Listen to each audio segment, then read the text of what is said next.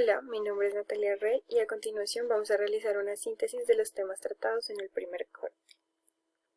La familia se forma mediante dos vínculos fundamentales, los cuales están expresados en el artículo 42 de la Constitución Política.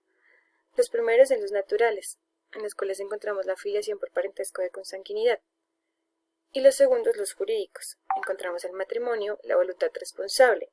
En cuanto a voluntad responsable, encontramos a la familia de crianza, la filiación ya sea civil o por afinidad y la unión marital de hecho.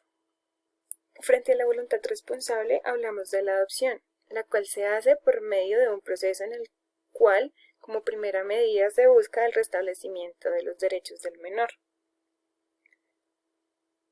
es decir, restablecer el vínculo familiar. Esto se hace mediante un comisario de familia que es quien intenta mejorar las condiciones del menor.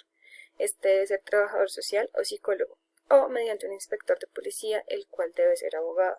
Si el problema con el menor continúa, este se debe sacar de esa casa o familia. Se enviará a un hogar amigo, se buscará a su familia extendida, es decir, hasta el 6º grado de consanguinidad, y si no se encuentra nadie, pasa a estado de adoptabilidad. Cabe aclarar que si existe familia de crianza, se le otorgará una adopción preferente. Por otra parte, tenemos el parentesco civil como fuente constitucional considerada para la familia.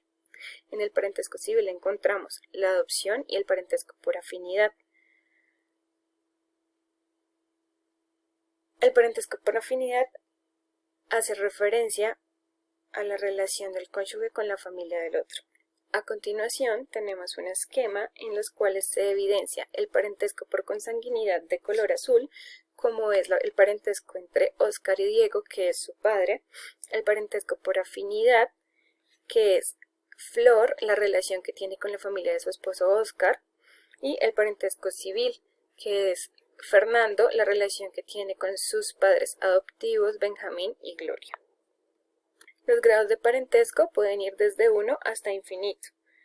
Por ejemplo, en el primer grado tenemos el parentesco entre padres e hijos, en el segundo grado el parentesco entre abuelos y nietos, y en el tercer grado el parentesco entre sobrinos y tíos. En cuanto a las líneas de parentesco, tenemos las líneas directas o rectas, las cuales pueden ser ascendente, donde encontramos padre, abuelo, bisabuelo y tatarabuelo, o descendente, donde encontramos hijos, nietos, bisnietos y tataranietos. Las líneas colaterales, oblicuas o transversales, es decir, las que suben y luego bajan para determinar el grado. Por ejemplo, en este caso, la hija sube hacia su padre y vuelve y baja para llegar hasta su hermano. Esto sería línea colateral por consanguinidad en segundo grado.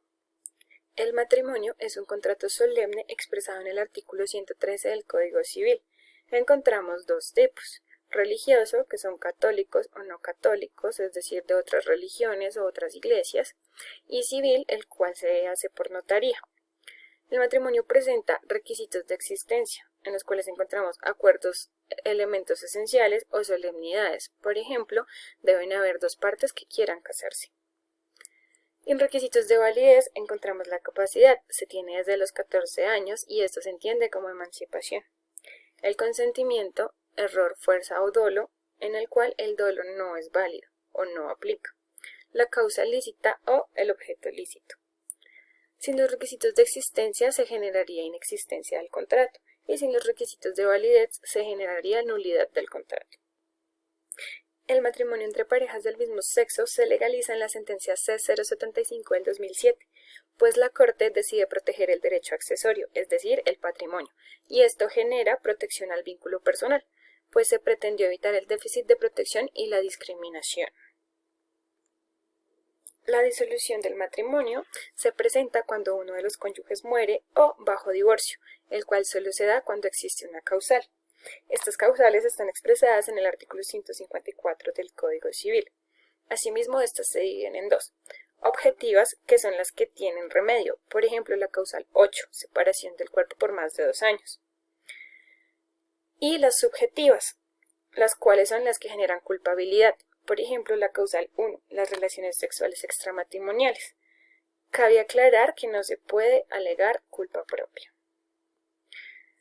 Por último, tenemos la unión marital de hecho, la cual es un contrato consensual y solamente se requiere convivir.